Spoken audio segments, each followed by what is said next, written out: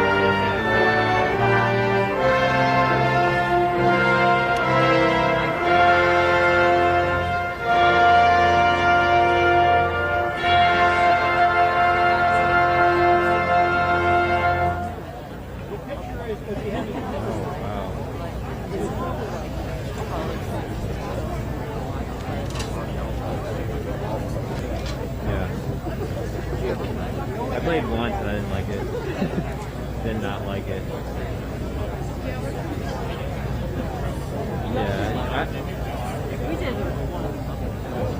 Yeah, I looked at the list. Craig has like, all his players printed out, and like the first two players, I'm like, I don't know who these people are.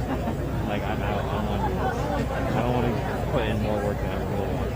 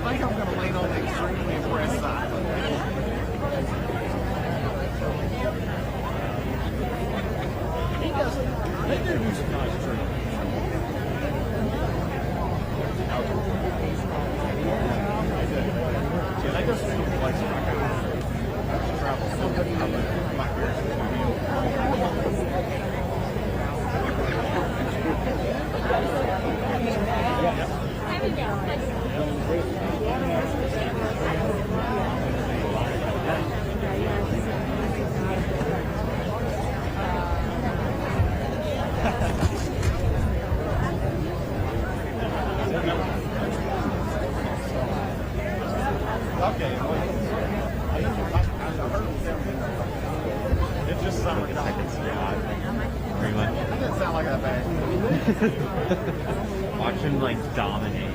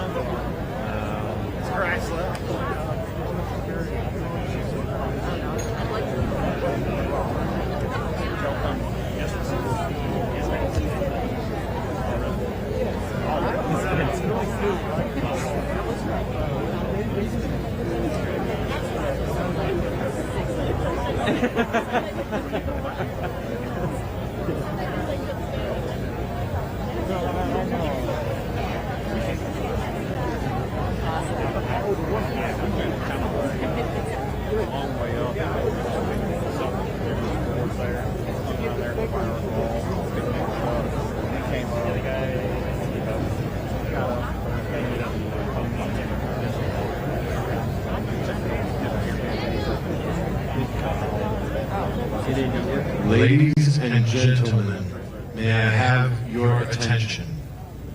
At this moment, please join us in a moment of silence as we remember those passengers and crew members aboard American Flight 77 and those lost at the Pentagon.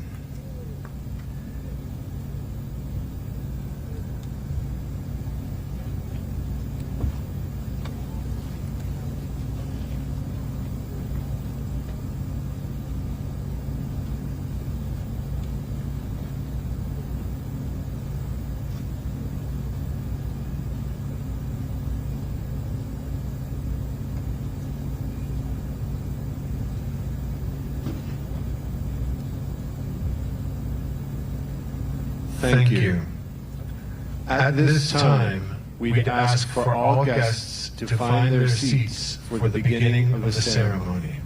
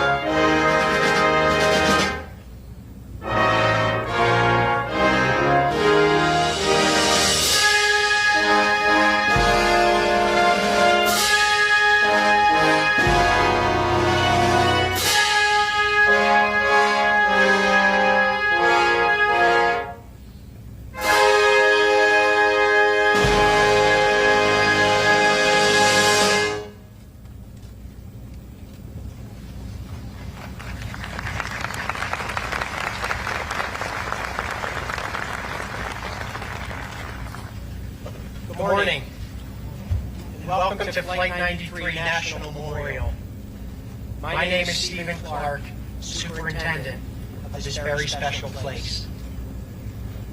The National Park Service has the great privilege of being the caretaker of this 2,200-acre memorial dedicated to the memory of 40 remarkable people. As they boarded their aircraft in Newark 20 years ago today, these 40 individuals never imagined the challenge they were about to face. In a moment's time, their journey to San Francisco became a harrowing test of their strength and courage. The passengers and crew members of Flight 93 met this test as heroes and literally changed the course of history. This morning, I would like to respectfully extend a special welcome to the Vice President of the United States, Kamala Harris, and the Second Gentleman,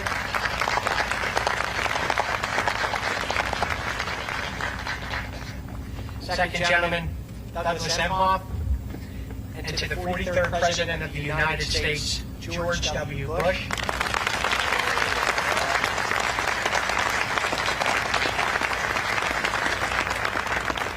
and First Lady Laura Bush.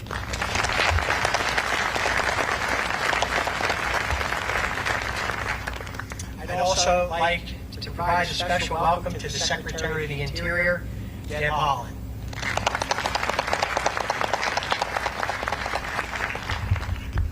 The Commonwealth of Pennsylvania's Governor, Mr. Tom Wolf.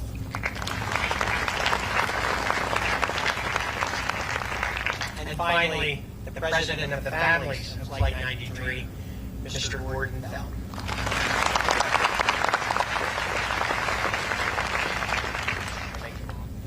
On this day of observance, I am happy to express our thanks for the devoted support to this memorial by communities like Shanksville, Stoystown, Friedens, Somerset, and countless others over the last 20 years. Their commitment and dedication will never be forgotten. We are greatly honored today by the presence of more than 500 family and friends of the passengers and crew members.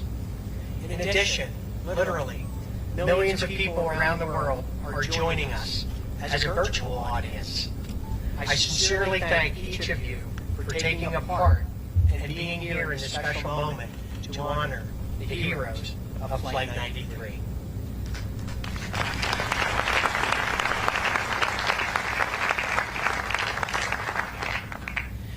As our nation continues to work together to fight the global pandemic, we encourage those in attendance today to join us in wearing a face covering. We have come together with the families and passengers and crew members to honor the 40 heroes of Flight 93. By observing this precaution, we can best protect ourselves and look out for each other on this day of remembrance. 20 years ago today, when the United States was attacked, numerous heroes emerged in New York, the Pentagon, and aboard Flight 93. The 40 passengers and crew members, mostly strangers to one another, collectively stopped their hijacked plane from reaching its target. Their actions saved hundreds, perhaps thousands of lives and preserved the United States Capitol, the symbol and the center of our democracy. For 20 years, they have been remembered as examples of the best of humanity, having displayed strength and resilience in the face of tremendous adversity. We remember and we come together today to honor them. Let us also remember those who perished at the World Trade Center and at the Pentagon on that day 20 years ago. I ask that you please stand as you are able for our national anthem performed by the President's own United States Marine Band. Please remain standing afterwards for the invocation led by Reverend Dr. Margaret Grun Kibben, the chaplain of the United States House of Representatives.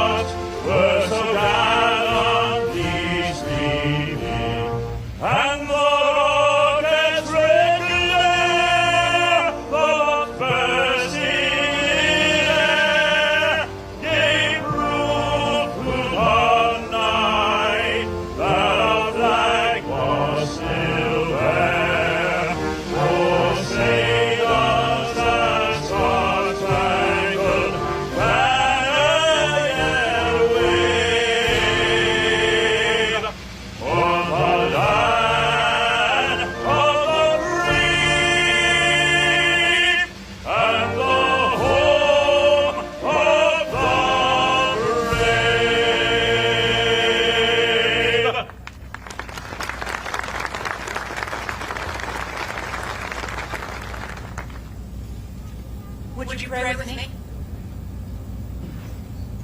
Holy and eternal God, we approach you today, keenly aware of that bucolic morning 20 years ago, when our nation's peace was shattered and thousands of souls perished at the hands of evil. As we honor the heroic sacrifices of the men and women of Flight 93, we yearn for a sense of your loving presence, because only in you can we find respite, security, and peace in the midst of our memories, our grief, and even our anger. God, we pray your blessing over this gathering and on all for whom this moment is an excruciating reminder of fear and loss. Speak into the shadows of these last 2 decades, which left thousands of families bereft of loved ones, and our country fractured by the devastation we have seen and experienced. God, we pray your blessing over this gathering. Remind us that the virtue that our heroes displayed is still alive, that freedom by your grace is still ours. Then ennoble us as a nation to hold on to our unity. We will not ever surrender our commitment to liberty and justice, no matter the cost. Bless us with a sense of resilience born in our faith in you, and may our tribute to those who gave the full measure in defense of freedom be worthy of their sacrifice and given in your honor. God bless America, and receive our prayers as we offer them in the strength of your name. Amen.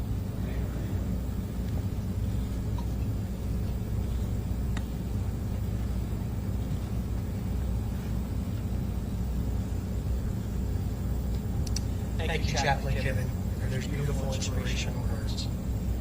Ladies and gentlemen, please be seated.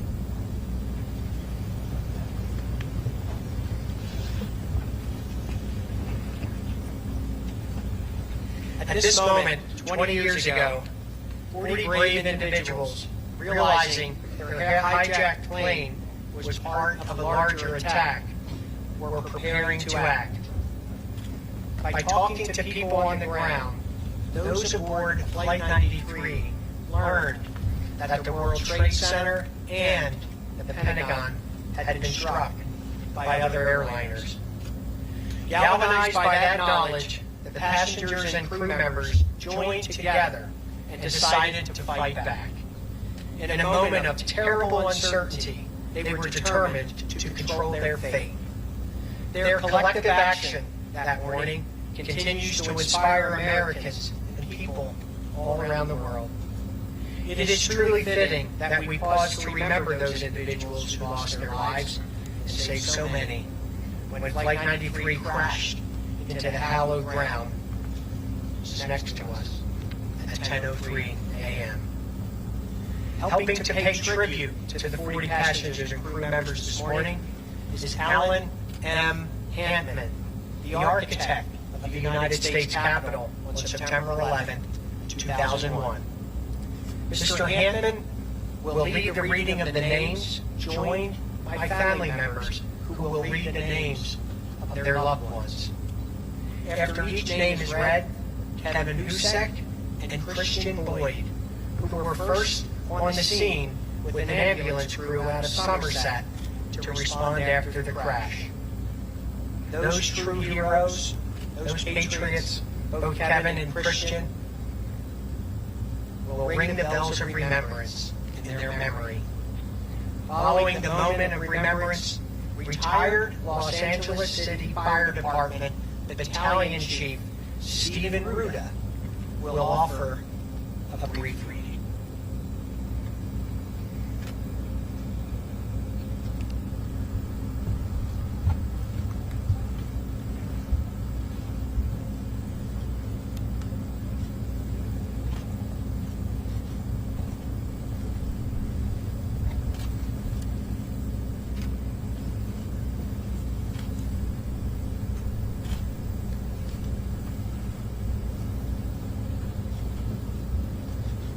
Christian Adams.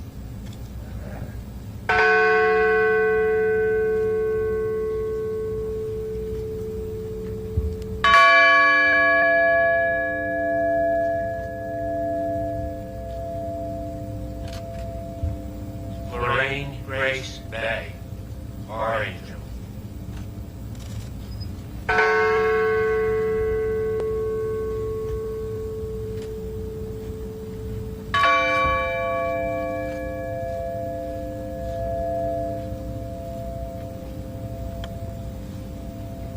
Todd M. Beamer.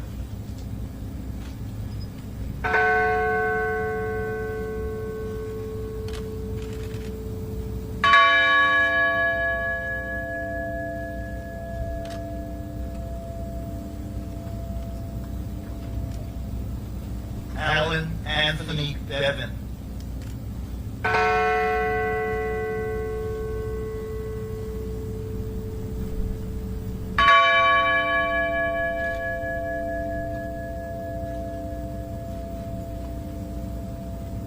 Mark Bingham.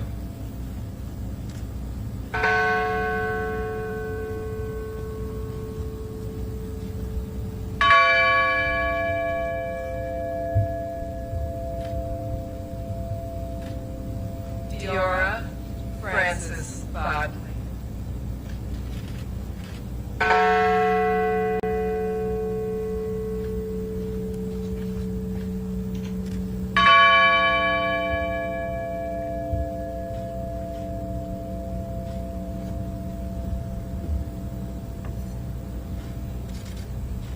Sandy Law Bradshaw.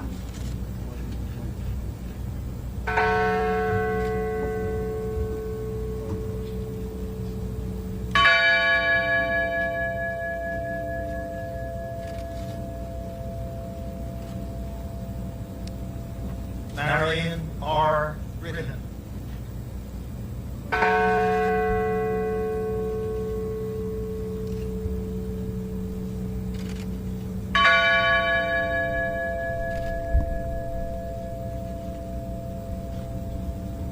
Thomas Burnett.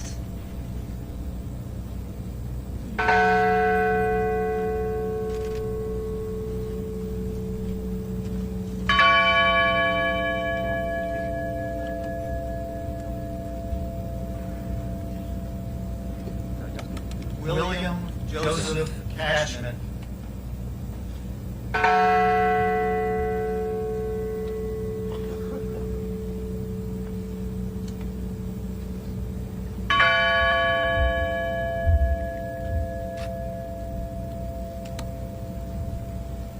Georgine Rose Corrigan Marcy.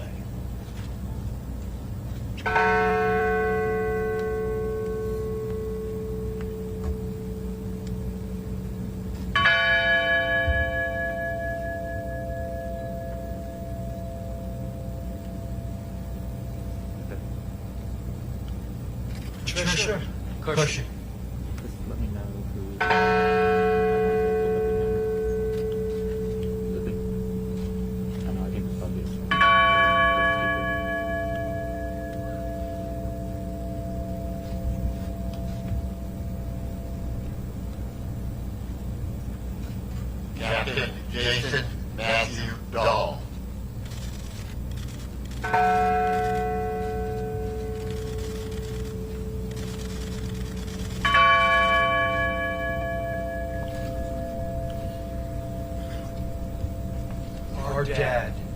Joseph DeLuca.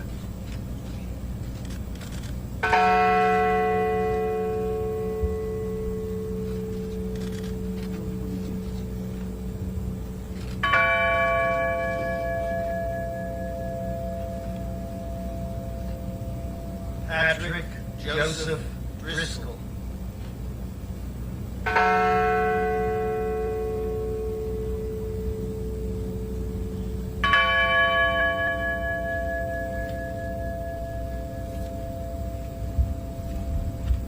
husband, Edward Warner Pell.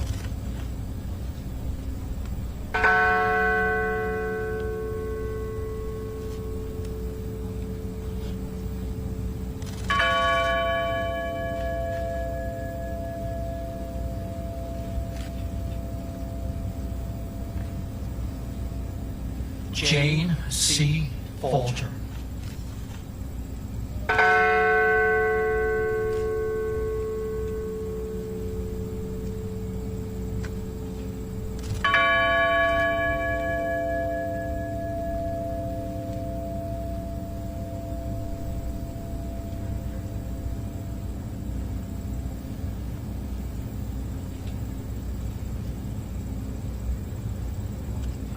Colleen Frazier.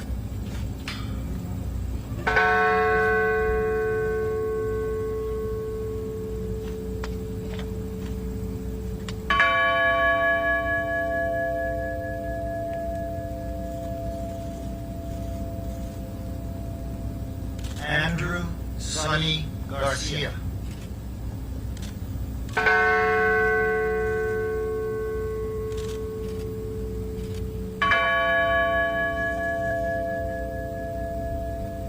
Our beautiful loved one, Jeremy Logan Glenn.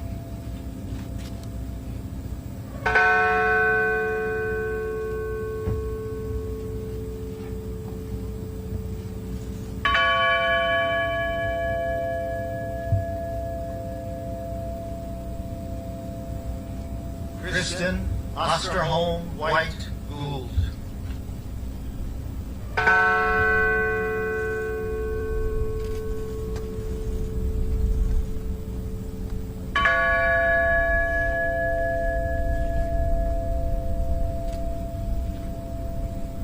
Lauren Catuzzi Grancolis, and our unborn child.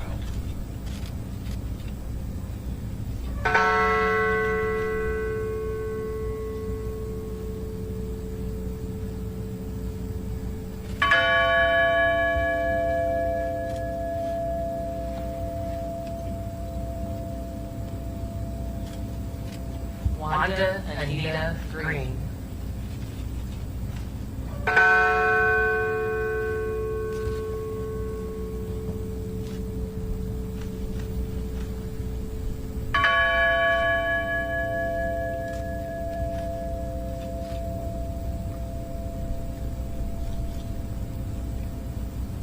My dad, Donald Ribbon Green.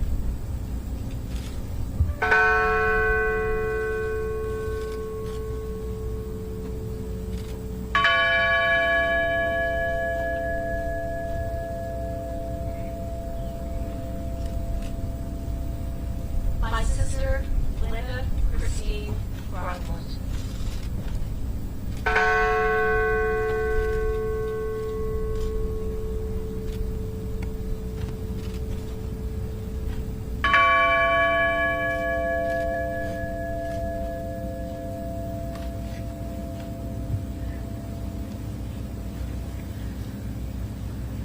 My beloved brother and son, Richard Jerry Witagno.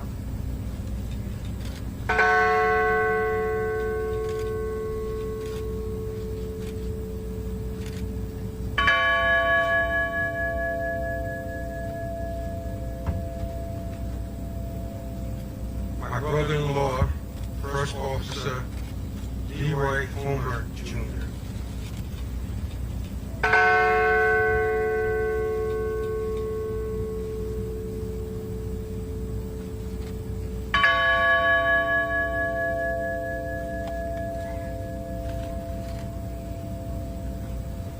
Toshia Huga.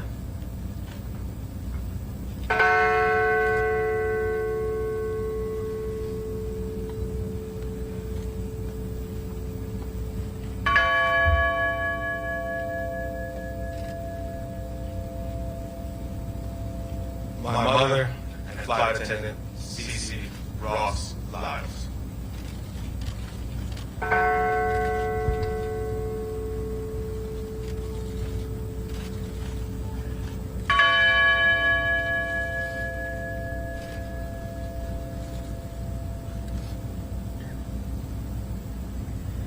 My grandmother, Hilda Marson.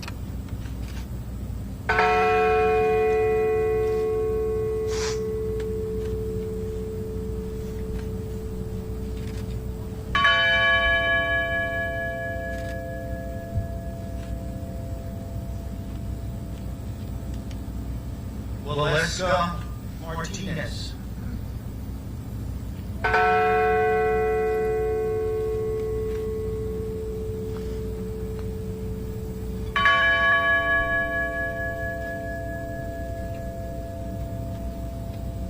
My sister, Nicole Carol Miller.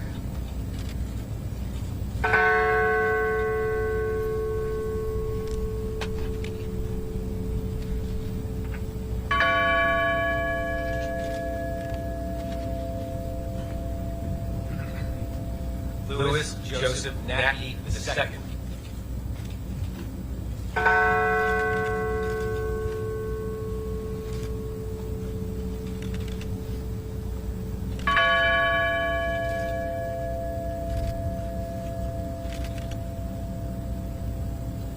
Donald Arthur Peterson.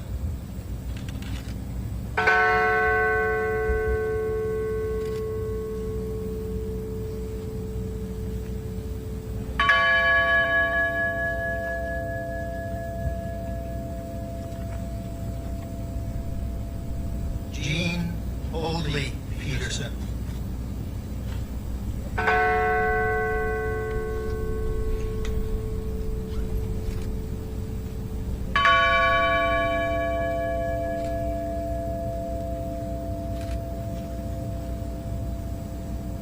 Mark David Rothenberg.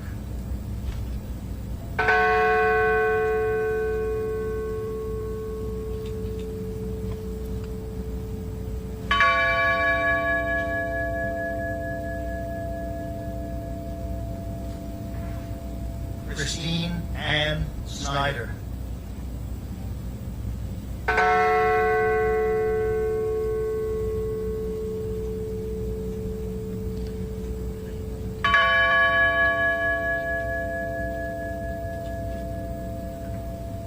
My dad, John Talagani.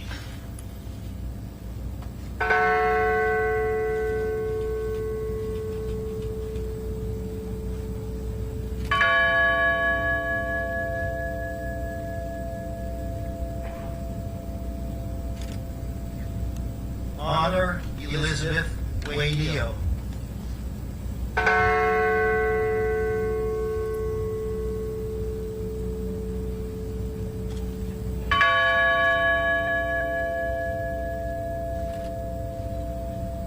My cousin, Debbie Jacobs Welsh.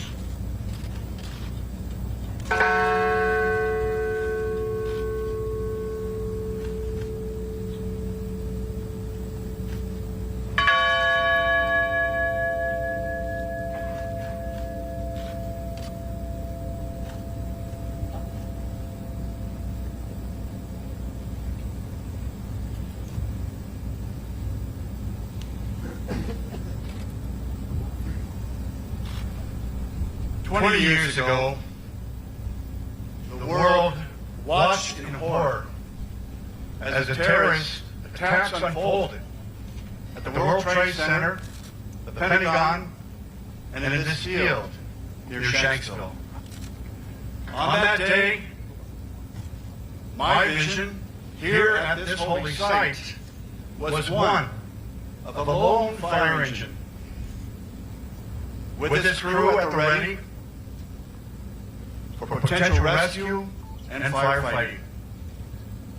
Those first responders were shadowed by smoke rising from the impact zone into the nearby forest of the hemlock trees bordering this field. Now my thoughts at the moment was that this was no longer a common field. It was traveled by so many who lived in this area, but this field was now sacred ground and common no more. So how did this vision of tragedy turn into a memory of complete victory? A wife of a fellow Los Angeles firefighter, Susie Bird, made a quilt, and then she asked Minnie to place a written message on the patches of that quilt. When I was given the pen,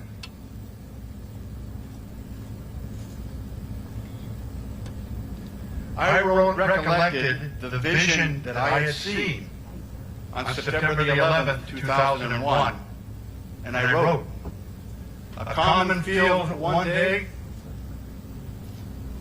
a field of honor forever." Now these simple words caught the attention of one of the archivists, who collected many thoughts that were sent here to this beautiful memorial.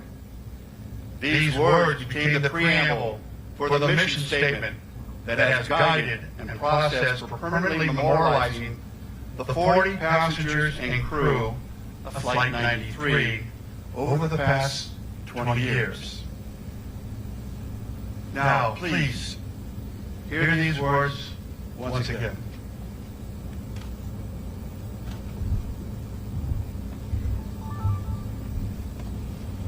A common field one day, a field of honor forever. May all who visit this place remember the collective acts of courage and sacrifice of the passengers and crew. Revere this hallowed ground as the final rescue place of those heroes, and reflect on the power of individuals who chose to make a difference. Peace be with you.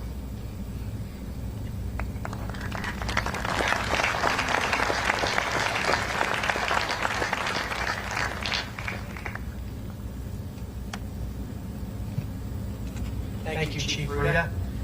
Your eloquent words have truly helped to define our understanding of this hallowed ground, sir. Thank you. Once again, our sincere appreciation to Mr. Hanneman, all of our family readers, and finally bell ringers Kevin Husek and Christian Boyd. This nation relies upon the men and women of our military for our protection. We owe them a debt of gratitude which truly can never be repaid for their sacrifices they and their families have made in preserving this great nation. I would like to acknowledge the men and women currently serving in our nation's military and all of our veterans who have so bravely served this country. Assisting with today's observance are 40 sailors from USS Somerset. Named for Somerset County, where Flight 93 crashed, she is one of 3 ships that remembered the tragic events of September 11th, along with USS Arlington and USS New York. Thank you, sailors, for being with us this morning.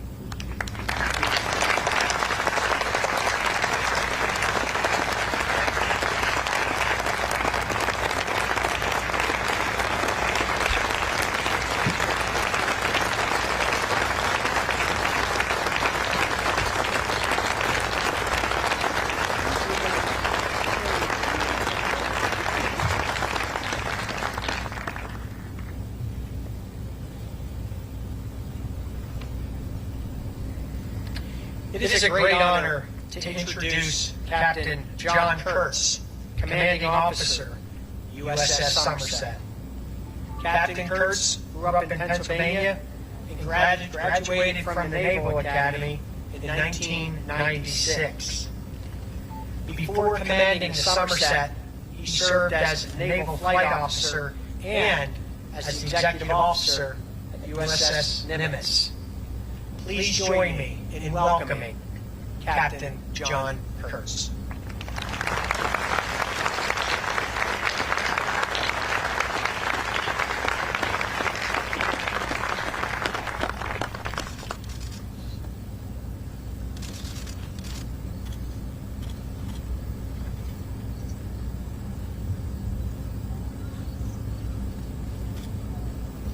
Virtus per adversa. Courage through adversity. That is the motto of USS Somerset and the reason we gather here today. To honor a remarkable act of courage by 40 strangers in the face of unimaginable adversity. Good morning, families and friends of the heroes of Flight 93. Vice President Harris, Mr. Emhoff, Governor Wolf, former President Bush, Mrs. Bush, Secretary Holland, Mr. Felt, Mr. Clark, and Chief Ruda. This is one of the highest honors of my life to be here representing the nearly 435 United States sailors and Marines currently serving aboard USS Somerset. Courage through adversity, a motto rooted in heroic action 20 years ago in the skies above us, means a lot to our crew. The story of Flight 93 is one of 40 people brought together by circumstance, most of whom knew no one on board, banding together in a time of crisis. I could think of no greater act of service, no higher calling, than prioritizing the lives of others when one's very existence is at stake. Defying comprehension, these unsuspecting people, suddenly thrust into an extraordinary situation, acted with complete selflessness in defense of cherished national symbols, important beacons to the world, and countless nameless faces below.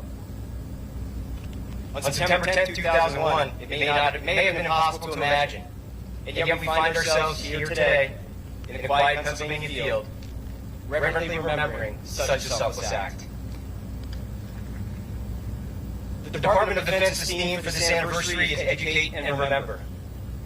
Aboard Somerset, we take this responsibility very seriously. Every month, we gather our newly arrived sailors to help them adjust to ship life. This is their introduction to the crew and ours to them.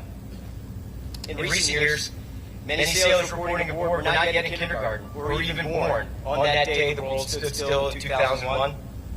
This fact alone drives us to educate and remember, as we must recount to a fresh group of faces the story of our ship's namesake. We begin by repeating the ship's motto, pointing out to these young men and women who have no memory of that day that they serve on a ship that still means so much to so many Americans. They are presented with their duty. Join Team Somerset in rising above adversity, and together, as a crew, carry on the legacy of those 40 heroes. It is our job to continue defending those ideals for which they sacrificed. For their path to heroism was uninvited and unrequested. When those passengers and crew members boarded Flight 93 20 years ago, they assumed it was just another flight, to or from vacation, or simply part of a day's work. Adversity took them by surprise. But in response, they joined together and fought back. They put others ahead of themselves, a testament to service and sacrifice. This is what we live for on board USS Somerset. Strangers banding together in terms of service and sacrifice. We on USS Somerset have a distinct advantage against adversity compared to those 40. We know it's coming.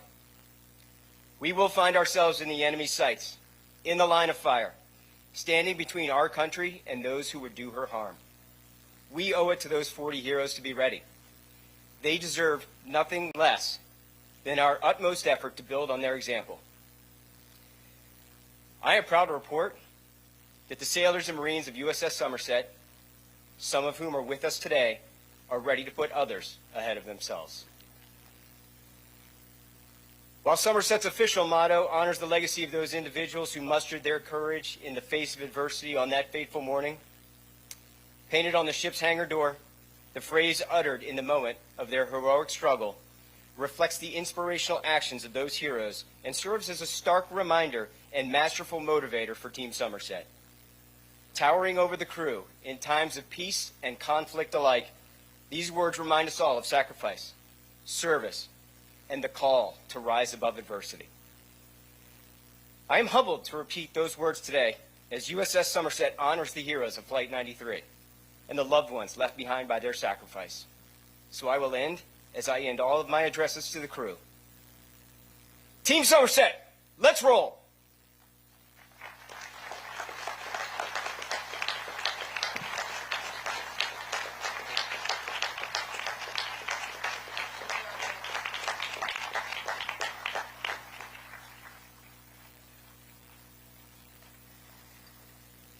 Ladies and gentlemen, I think our nation is in truly incredible hands. Having gotten to know the captain and the sailors of the Somerset and all throughout Somerset County over the last couple of days, Captain, you truly have made this event even more memorable. So, sir, thank you again for your service. God bless you, and it's so great to have you and your sailors here today. Thank you.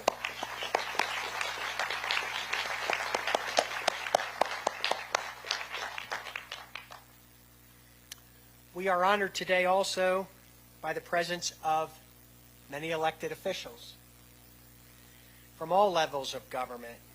Among them, U.S. Senators Bob Casey, Pat Toomey, Congressman John Joyce, State Senator Pat Stefano, and representing the incredible, beautiful people of Somerset County, a group I work with so often, Commissioners Gerald Walker, Colleen Dawson, and Pamela Tokar-Hickes.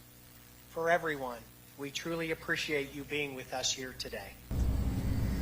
On September 11th, 2001, Governor Tom Ridge arrived here to survey the crash site. 1 week later, he met with family members when they first visited this field of honor. In the following days, President Bush summoned him to Washington to lead this country's homeland security efforts. Governor Ridge wishes he could be with us this morning, as the families of Flight 93 mean so much to him. When I spoke to him just a few short days ago, he asked me to remind everyone that the kindness, generosity, and compassion displayed by all Americans after September 11th remain vital to our nation's resilience and security.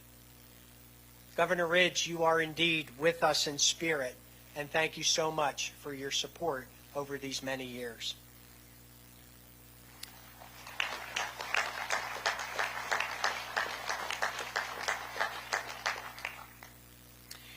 For truly, in the past 20 years, there's no question that the Commonwealth of Pennsylvania has been deeply involved in honoring the heroes of Flight 93. That involvement has been vital, truly vital, to the creation of this memorial. Joining us now, a Pennsylvania native and the 47th governor of this great state of Pennsylvania. Everyone, please help me welcome Governor Tom Wolf.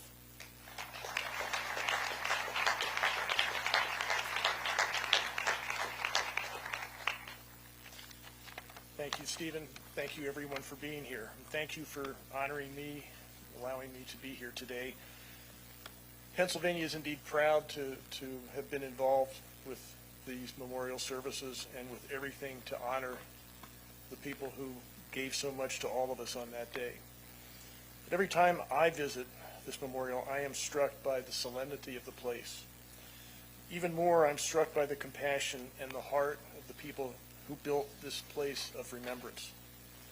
The people who visit to share stories of love and of grief, and the people who care for this space, and the visitors who come here day in and day out.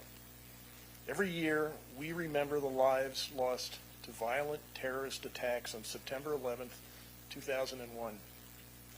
This year, we're commemorating the 20th anniversary of this tragedy. And just like we do every year, our nation will come together to mourn and to remember.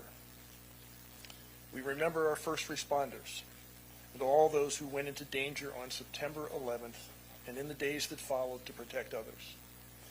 We remember the extraordinary acts of bravery and compassion committed by ordinary people on that day.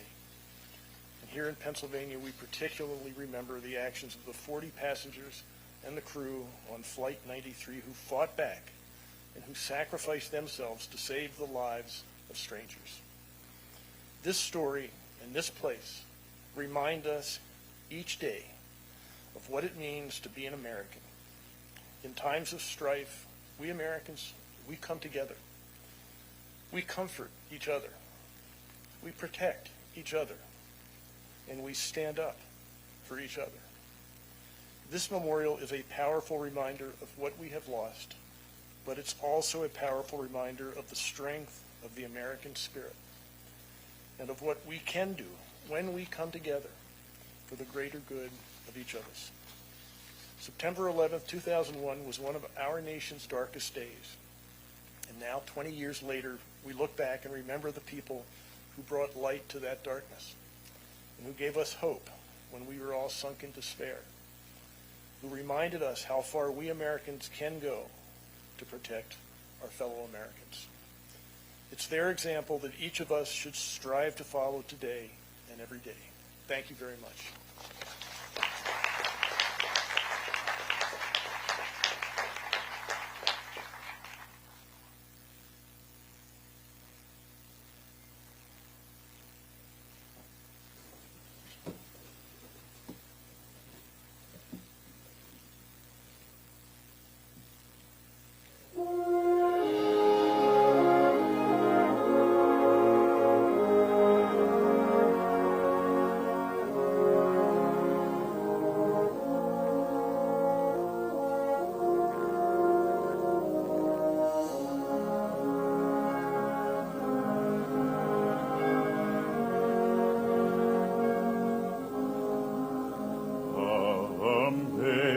Amazing grace, how sweet the sound that saved a wretch like me.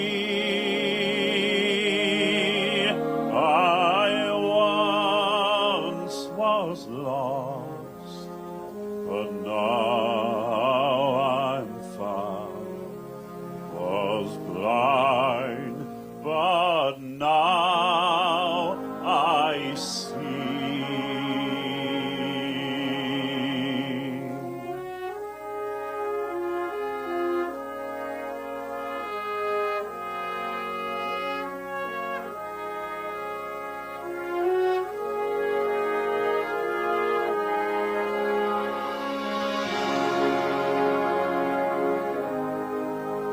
Was grace that taught my heart to feel, and grace my fears relieved. A precious gift that grace appeared. The hour I first believed.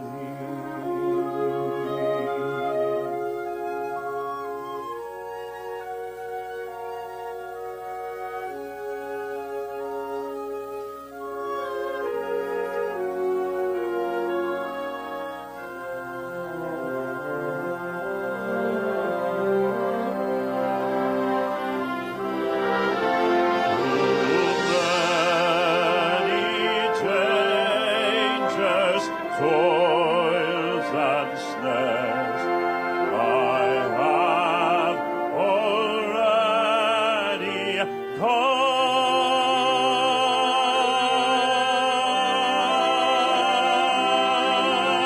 His grace had brought me safe thus far, and grace will lead me home.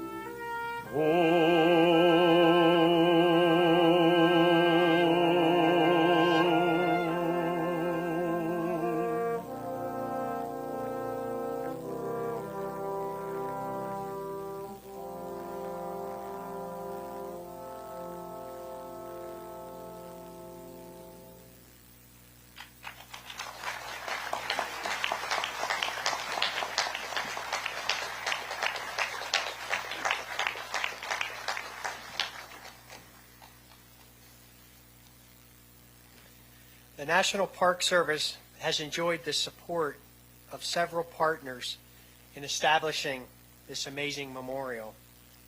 We are grateful, of course, to the families of Flight 93, the friends of Flight 93, the National Park Foundation, and to all of those who have helped make the memorial what it is today, 20 years after September 11th.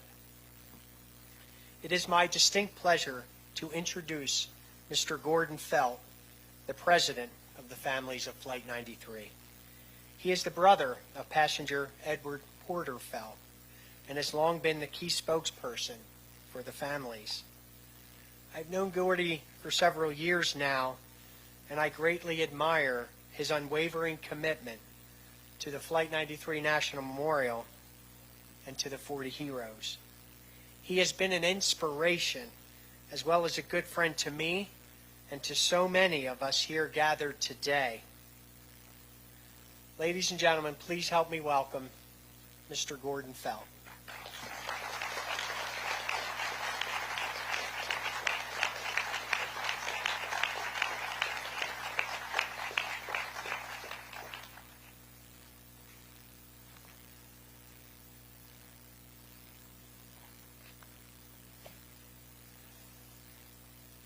Madam Vice President, Second Gentleman,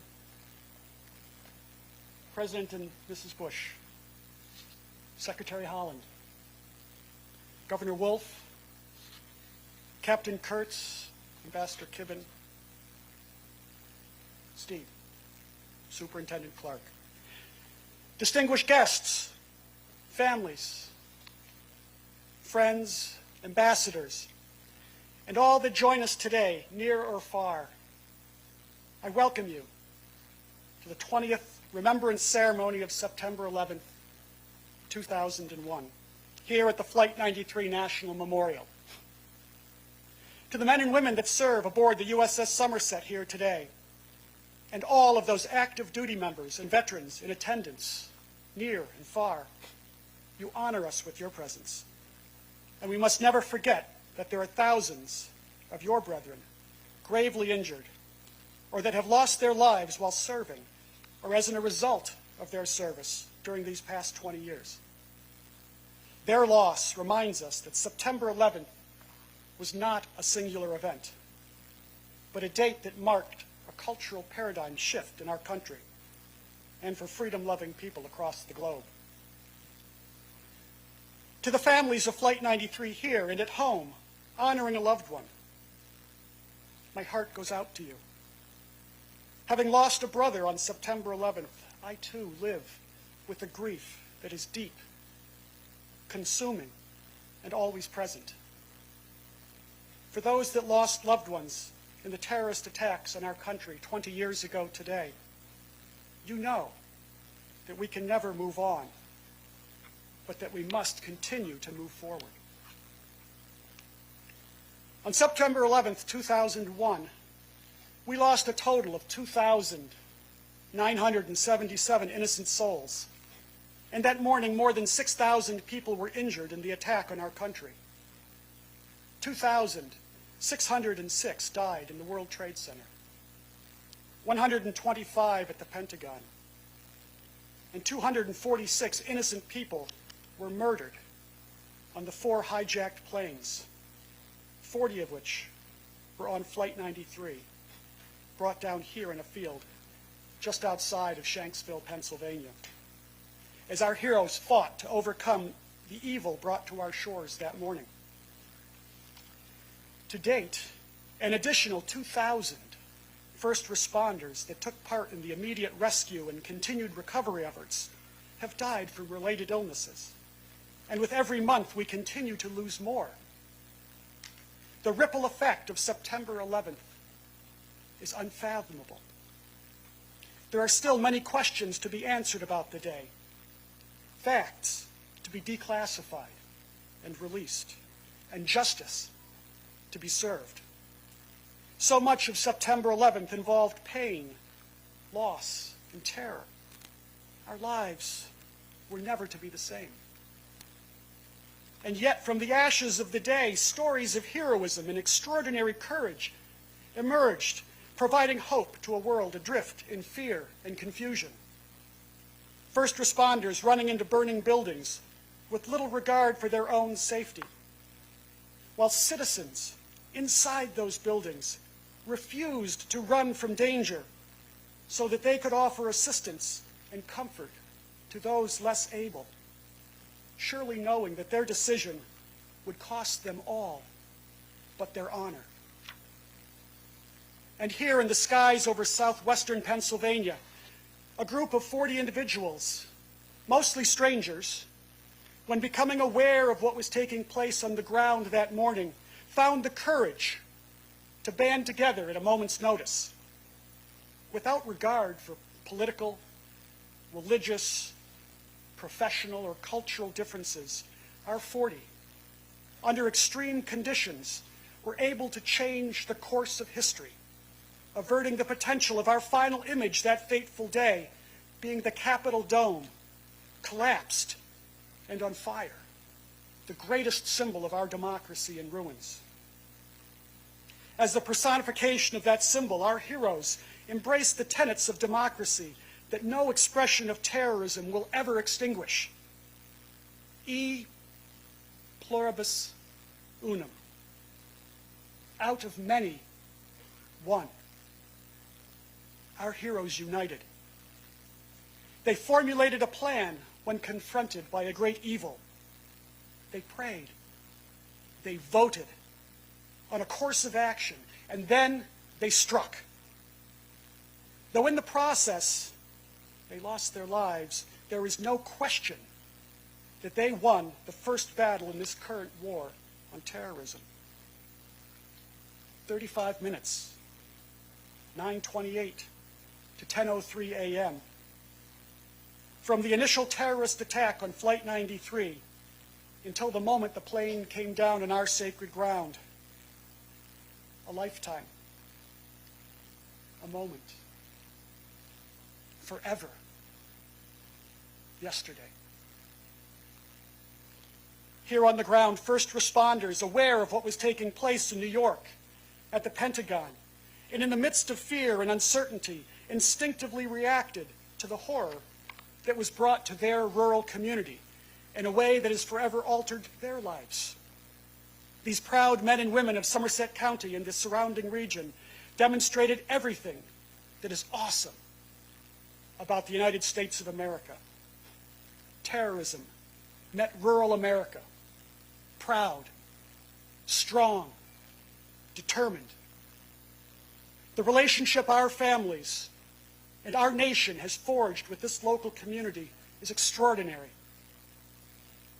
To our extended family here in the Somerset County region, you will forever have our complete gratitude. You have embraced us and the story of our loved ones in a selfless, fiercely protective fashion, even as you continue to move forward, carrying the pain and anguish thrust upon your community 20 years ago.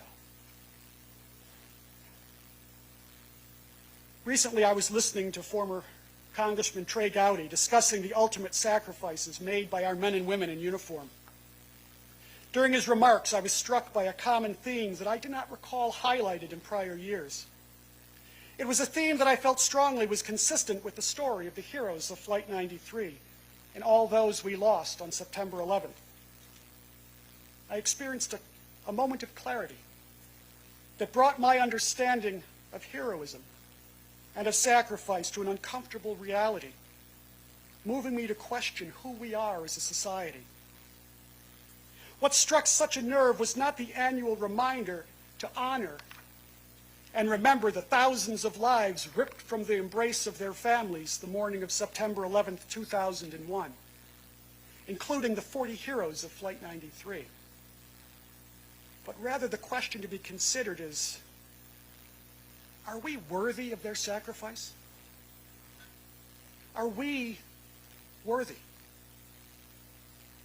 Do we as individuals, communities, and as a country conduct ourselves in a manner that would make those that sacrificed so much and fought so hard on September 11th proud of who we have become?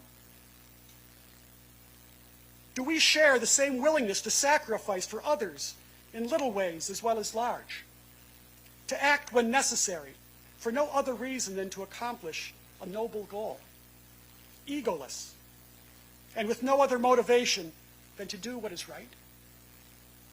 Do we cherish the hard-earned freedoms that we enjoyed, secured every generation by those willing to stand toe-to-toe with anyone or any country willing to steal them away?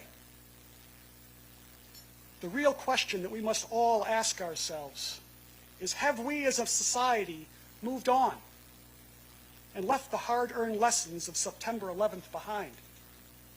Have we become desensitized to what really happened that fateful morning? Have we diminished the courageous actions of these brave men and women, these heroes we honor today at the Flight 93 National Memorial, as well as those in New York City and at the Pentagon, by relegating their stories to the history books?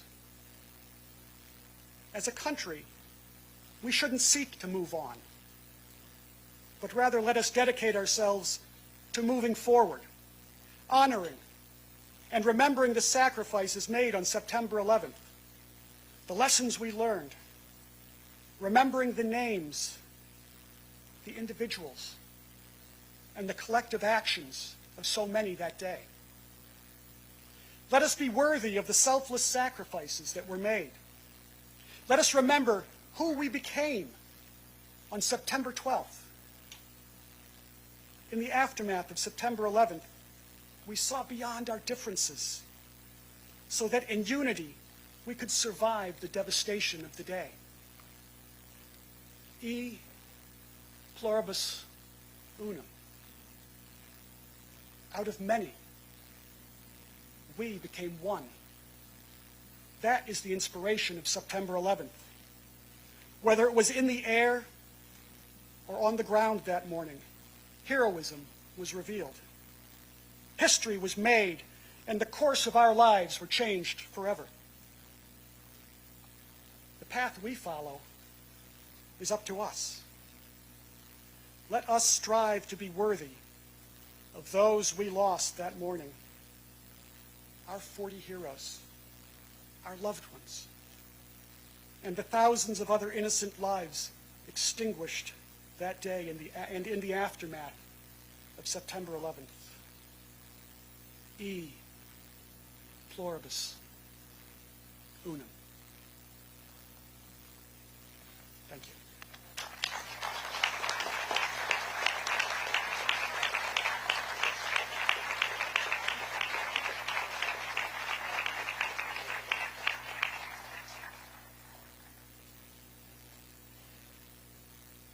Thank you, Gordy. An enduring moment in the days after September 11th occurred when President George W. Bush used a bullhorn to speak to firefighters at Ground Zero in New York. His words provided sorely needed encouragement to a grieving country. A common thread of heroism running through each of the 3 attack sites on September 11th was the devotion to duty shown by our first responders. They made the nation proud then, and they continue to do that now. Thank you to all of our first responders across these great United States, for we are truly grateful for your service.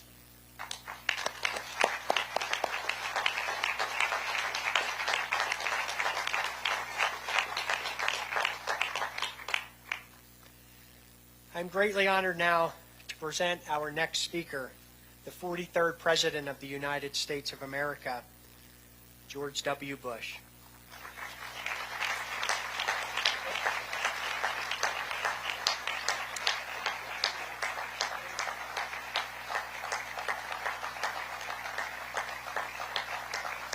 Thank you, ladies and gentlemen. Accompanying him today is First Lady Laura Bush, who occupies a special place in the hearts and families of Flight 93, for on September 17th, Mrs. Bush traveled here to offer her condolences and to those of America to the families and passengers of Flight 93. President Bush is fondly remembered by everyone involved in the effort to commemorate the heroes of Flight 93 for signing the act that created this national memorial on September 24th, 2002. Ladies and gentlemen, please welcome the 43rd President of the United States, George W. Bush. Thank you. Thank you all.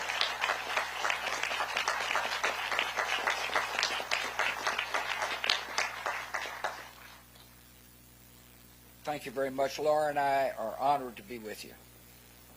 Madam Vice President, Vice President Cheney, Governor Wolf, Secretary Holland, and distinguished guests. 20 years ago, we all found in different ways, in different places, but all at the same moment, that our lives would be changed forever. The world was loud with carnage and sirens, and then quiet with missing voices that would never be heard again. These lives remain precious to our country and infinitely precious to many of you. Today we remember your loss, we share your sorrow, and we honor the men and women you have loved so long and so well. For those too young to recall that clear September day, it is hard to describe the mix of feelings we experienced. There was horror at the scale of destruction, and awe at the bravery and kindness that rose to meet it. There was shock at the audacity of evil, and gratitude for the heroism and decency that opposed it. In the sacrifice of the first responders, in the mutual aid of strangers, in the solidarity of grief and grace, the actions of an enemy revealed the spirit of a people, and we were proud of our wounded nation. In these memories, the passengers and crew of Flight 93 must always have an honored place. Here, the intended targets became the instruments of rescue, and many who are now alive owe a vast, unconscious debt to the defiance displayed in the skies above this field. It would be a mistake to idealize the experience of those terrible events. All that many people could initially see was the brute randomness of death. All that many could feel was unearned suffering. All that many could hear was God's terrible silence. There are many who still struggle with a lonely pain that cuts deep within. In those fateful hours, we learned other lessons as well. We saw that Americans were vulnerable, but not fragile, that they possess a core of strength that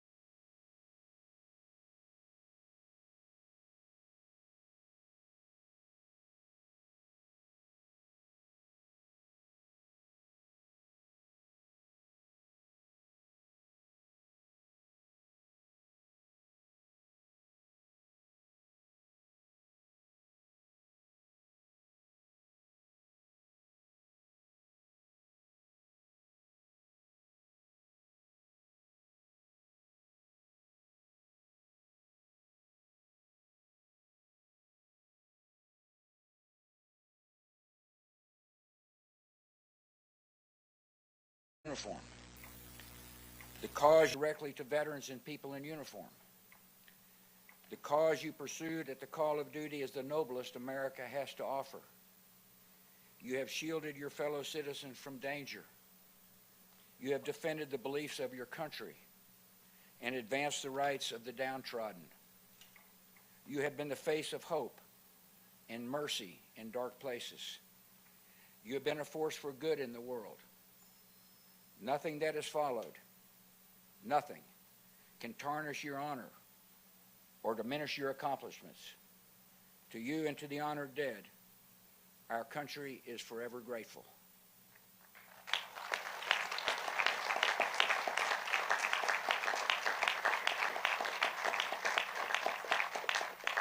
In the weeks and months following the 9/11 attacks, I was proud to lead an amazing, resilient, united people. When it comes to the unity of America, those days seem distant from our own.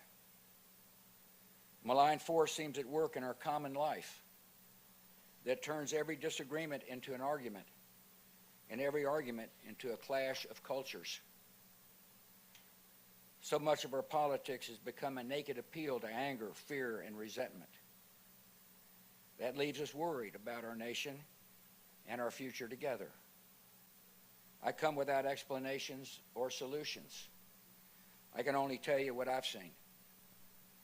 On America's day of trial and grief, I saw millions of people instinctively grab for a neighbor's hand and rally to the cause of one another.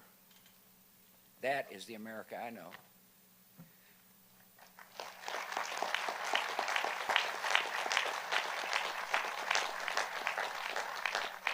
At a time when religious bigotry might have flowed freely, I saw Americans reject prejudice and embrace people of Muslim faith. That is the nation I know.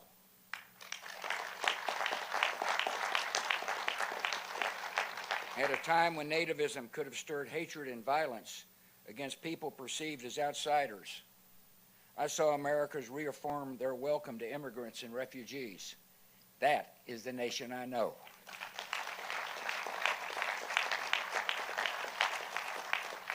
At a time when some viewed the rising generation as individualistic and decadent, I saw young people embrace an ethic of service and rise to selfless action. That is the nation I know. This is not mere nostalgia. It is the truest version of ourselves. It is what we have been and what we can be again. 20 years ago, terrorists chose a random group of Americans on a routine flight to be collateral damage in a spectacular act of terror. The 33 passengers and 7 crew of Flight 93 could have been any group of citizens selected by fate. In a sense, they stood in for us all. The terrorists soon discovered that a random group of Americans is an exceptional group of people facing an impossible circumstance. They comforted their loved ones by phone, braced each other for action, and defeated the designs of evil. These Americans were brave, strong, and united in ways that shocked the terrorists, but should not surprise any of us. This is the nation we know.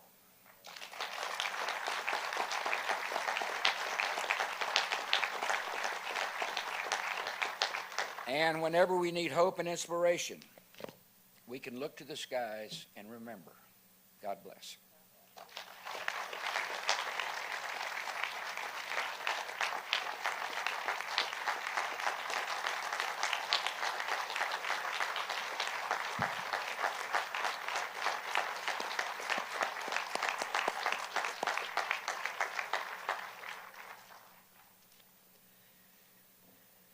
Thank you, Mr. President, for those beautiful, insightful words. You know, President Bush and Mrs. Bush have visited here several times, and we are delighted, of course, to have them with us here today, now that the memorial has been completed. The design for this memorial, which so beautifully frames this site, is the work of Paul Murdoch Architects. A deeply felt thank you to Paul and Melina Murdoch, who are with us here today, and to their entire team for envisioning the memorial that has literally sculpted the landscape in an unforgettable manner, and which will be visited by millions of people for generations to come. Once again, thank you to Paul and Melina and your entire team.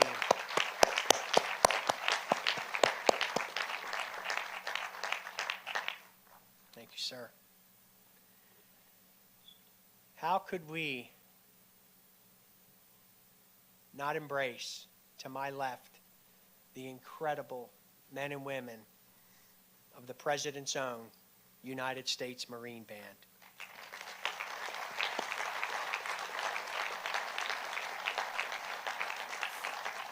Formed in 1798, it's America's oldest continuously active professional musical organization. Think about that.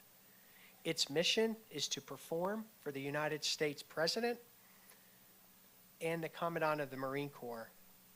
We are truly privileged to enjoy this national treasure. Ladies and gentlemen, please once again join me in thanking and appreciating the incredible President's Own.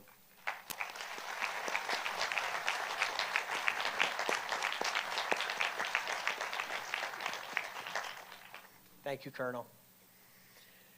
At this time, I am proud to welcome the Secretary of the United States Department of the Interior, Deb Haaland, the 54th person entrusted with that responsibility. She leads a department which employs more than 70,000 people, whose mission it is to protect and manage this country's natural resources, as well as our beautiful and absolutely powerful cultural heritage. Would you all please join me in welcoming Secretary Deb Haaland.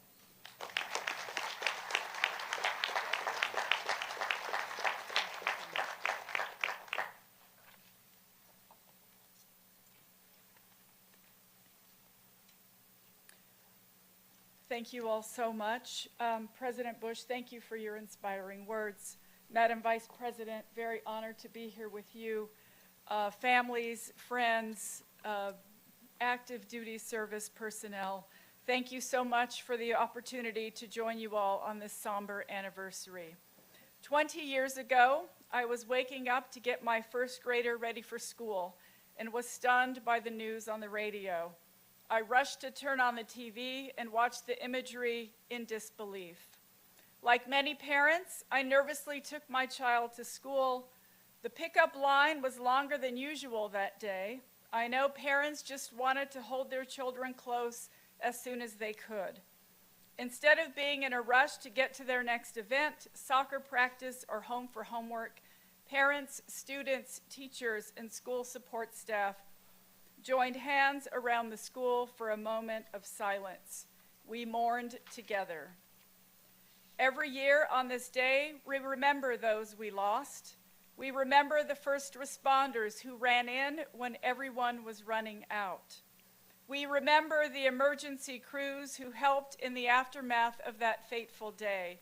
We remember where we were and how we felt.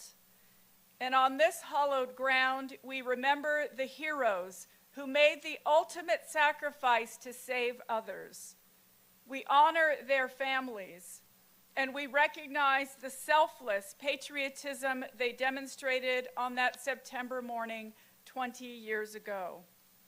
It is with the support of the families of Flight 93, the Flight 93 Advisory Commission, the Flight 93 Memorial Task Force, Friends of Flight 93, and the National Park Foundation that this memorial serves as an enduring reminder of their bravery. There's no way to know how many lives these heroes saved, but we show our gratitude by visiting this place, gathering with loved ones, and most importantly, building a country where their children and grandchildren can thrive. building a country of which they would be proud. We at the Interior Department will live up to that sacred responsibility by being good stewards of this memorial for generations to come. I appreciate everyone who works so hard every day, including our National Park Service employees and the volunteers, to care for this land, to honor it for those who were lost so that we may never forget their sacrifice. My child is grown now. Many like them have little, if any, memory of that day when our nation came together in grief. But thanks to this memorial, they and other children will know the story of what happened here. A set of brave individuals who made the ultimate sacrifice for our country. Their story will live on. To continue our remembrance, it is my honor and privilege to introduce our esteemed Vice President, Kamala Harris.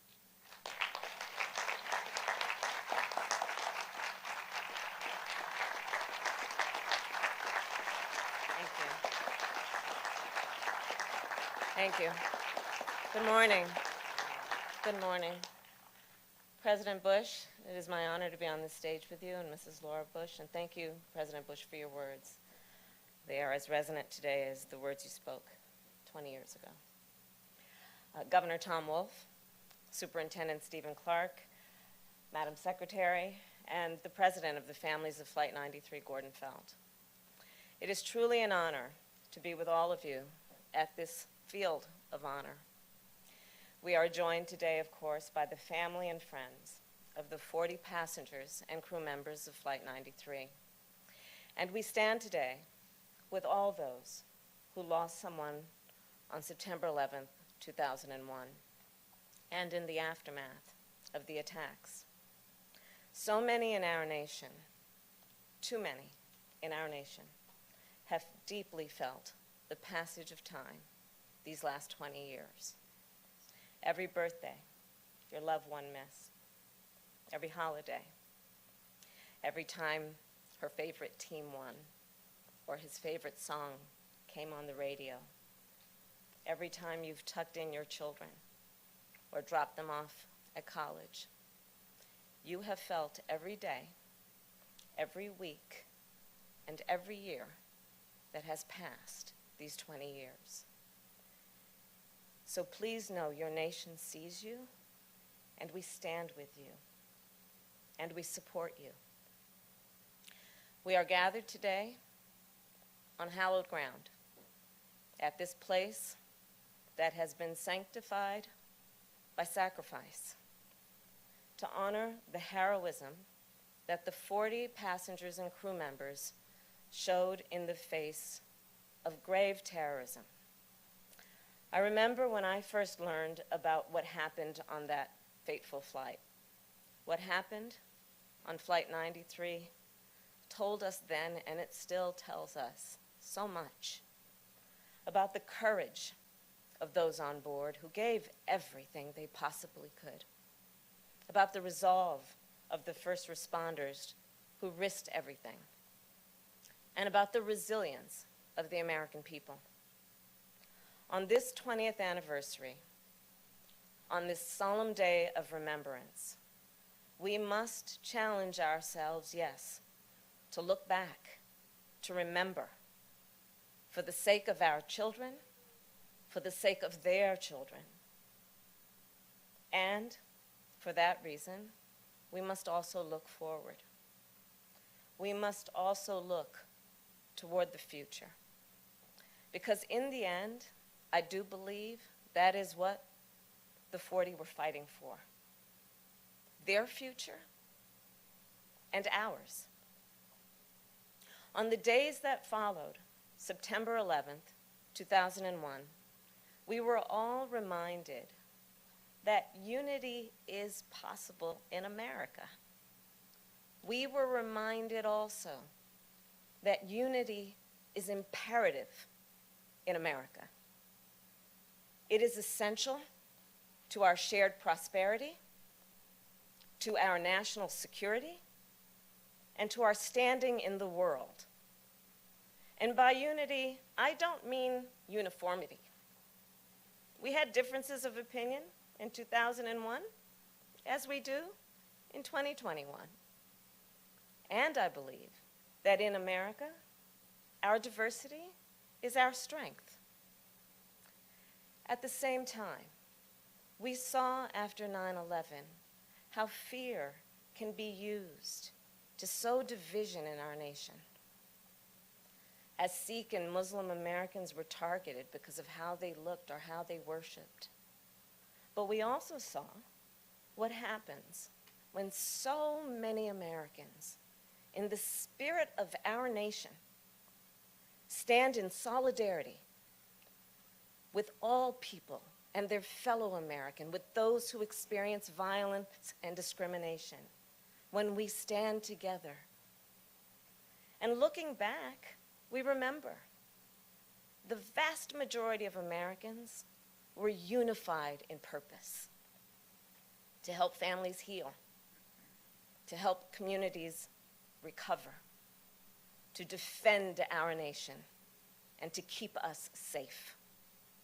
In a time of outright terror, we turned toward each other.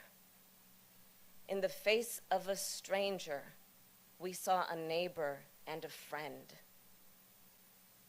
That time reminded us the significance and the strength of our unity as Americans, and that it is possible in America. So, moments from now, we will leave this hallowed place, still carrying with us the pain of this loss, this tremendous loss, and still, the future will continue to unfold. We will face new challenges, challenges that we could not have seen 20 years ago. We will seize opportunities that were at one time unimaginable. And we know that what lies ahead is not certain. It is never certain. It has never been. But I know this: if we do the hard work of working together as Americans, if we remain united in purpose, we will be prepared for whatever comes next. The 40 passengers and crew members of Flight 93, as we all know, they didn't know each other. Most of them didn't know each other. They were different people from different places. They were on that particular flight for different reasons. But they did not focus on what may separate us. No, they focused on what we all share, on the humanity we all share. In a matter of minutes, in the most dire of circumstances, the 40 responded as one. They fought for their own lives and to save the lives of countless others at our nation's capital. After today, it is my hope and prayer that we continue to honor their courage, their conviction, with our own, that we honor their unity by strengthening our common bonds, by strengthening our global partnerships, and by always living out our highest ideals. This work will not be easy. It never has been. And it will take all of us believing in who we are as a nation.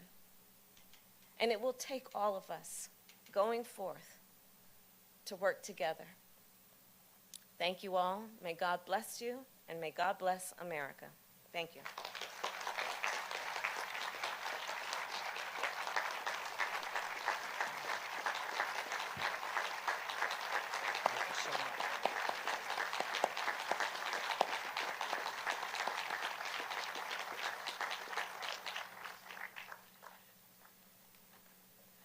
Thank Thank you again, Madam Vice President. Beautiful words. Before this national memorial was created, local residents, calling themselves ambassadors, took responsibility to watch over this hallowed ground and welcome visitors from near and far. Next year in January, we will mark the 20th anniversary, of that group. I would like to thank everyone who has given their time as a Flight 93 ambassador over the years, as you are, in many ways, the heart and soul of this very special place. Thank you all.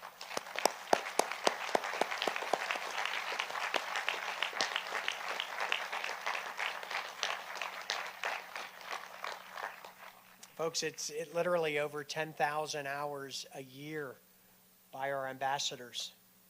Every day of the year, including those bitter, cold Western Pennsylvania February mornings, you will see, yes ma'am, our ambassadors. They're truly incredible people, and again, they were here since day one. As we close, if I may, today I am wearing a watch worn by my great-uncle William Joseph Clark, who was killed in the First World War. I wear it just 3 times a year. Memorial Day, Veterans Day, and September 11th. It is a cherished heirloom and an instrument which marks the passage of time. 20 years, the amount of time since September 11, 2001, is but a brief span in the history of this great nation. Time. We will always remember what happened more than 200 years ago at Independence Hall, where our country was born and our Constitution was signed. Time. We will always remember what happened more than 150 years ago at countless fields when our country fought an internal conflict from which it emerged even stronger and even more than united than ever. Time. We will always remember what happened more than 100 years ago when our nation joined the struggle to make the world safe for democracy and secured voting rights for women here at home. Time.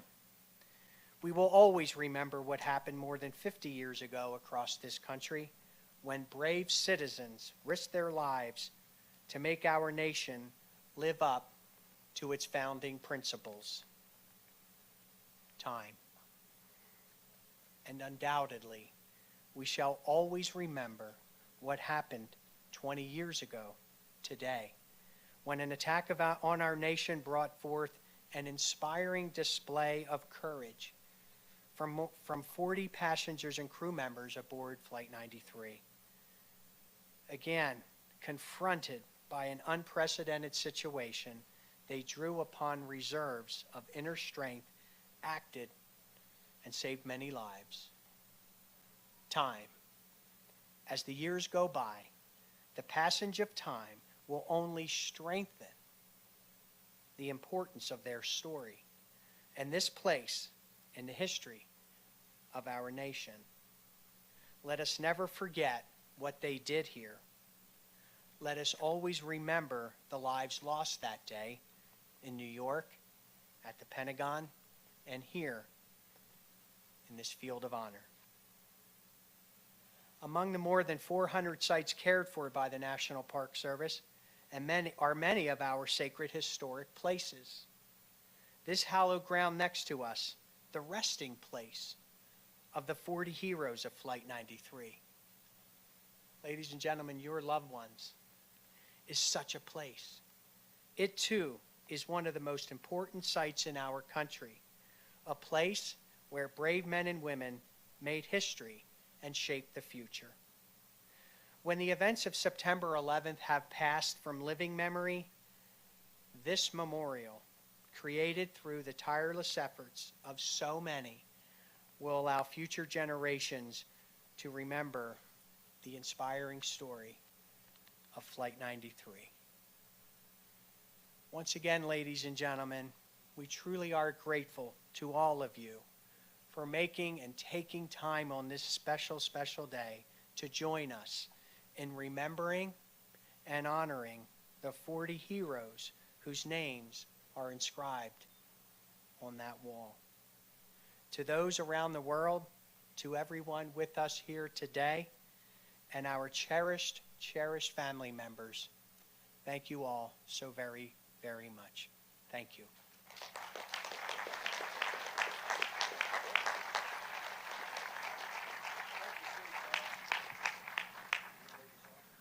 Ladies and gentlemen, please remain seated until the ceremonial gate has been opened.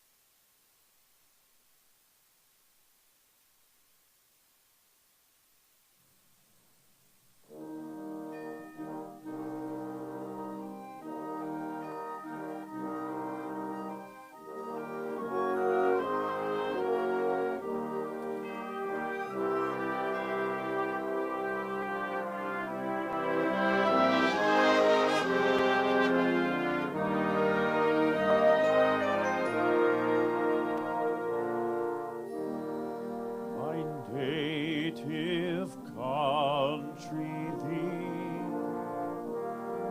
land of the noble free, thy name I love.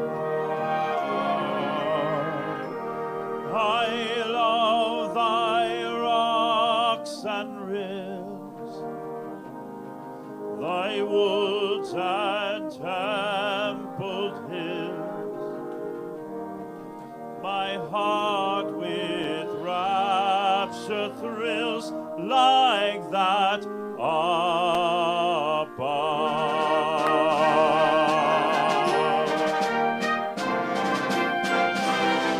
My country, 'tis of thee, sweet land of liberty, of thee I see fathers died, land of the Pilgrim's pride, from every mountainside. Let freedom ring. Let freedom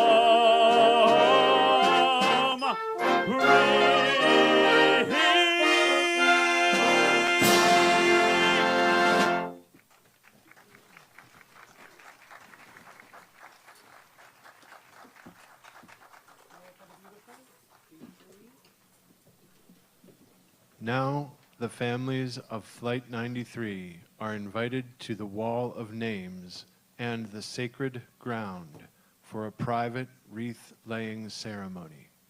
Thank you for attending today's service.